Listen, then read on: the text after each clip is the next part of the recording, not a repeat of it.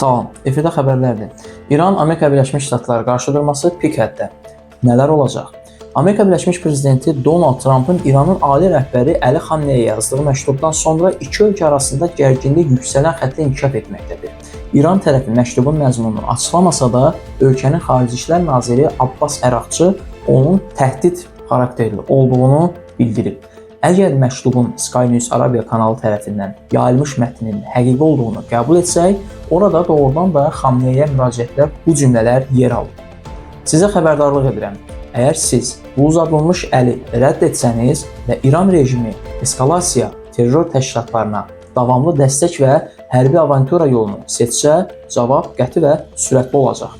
Rejiminizin xalqımıza və müttəfiqlərimizə qarşı təhdidləri qarşısında hərəkətsiz qalmayacaq. Görünən odur ki, Donald Trump'a verilən cavabda İran tərəfi Amerika Birləşmiş Ştatlarının tələblərini rədd edib və yalnız nüvə proqramı ilə danışıqlar aparılmasının mümkünlüyünü bildirib.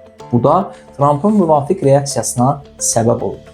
Əvvəlcə o, İranla bağlı çox pis şeylər ola biləcəyini bəyan edib, ardınca daha aydın şəkildə İranın bombalanacağı barədə xəbərdarlıq edib. Sizinlə mən Şahin Seydov, Azərbaycan Yəhudi Mediası. Unutmayın ki, xəbərdar olmaq sizin hüququnuzdur.